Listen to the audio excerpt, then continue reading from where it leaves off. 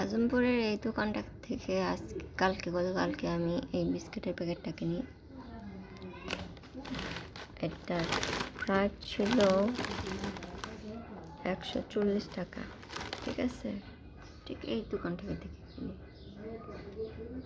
আজমপুরের main রোডের সাথে। ঠিক আছে, কেনার পরে আমি আজকে মাত্র প্যাকেটটা খুলছি।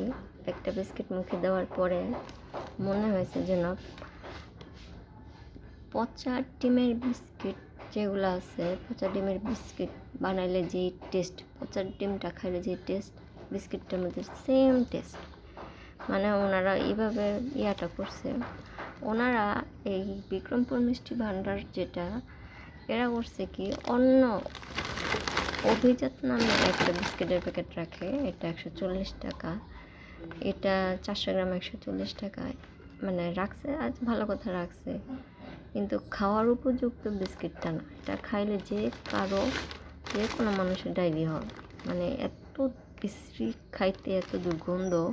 মানে পচা ডিম খাইলে যেই টেস্ট একটা, সেই টেস্ট।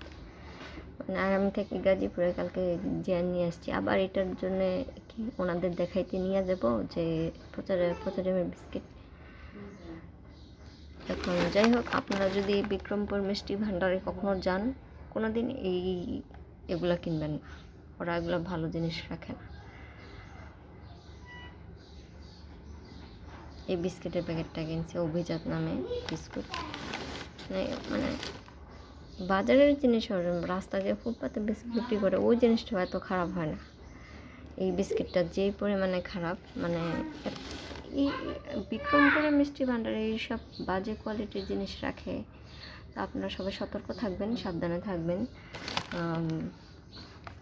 ব্র্যান্ডের জিনিসও সবসময় ভালো হয় না। যাই হোক, বিক্রমপুর মিষ্টি ভাণ্ডার আগে জানতাম যে একটা ব্র্যান্ড, ওরা যে এইরকম বাজে জিনিস রাখে তা জানতাম না।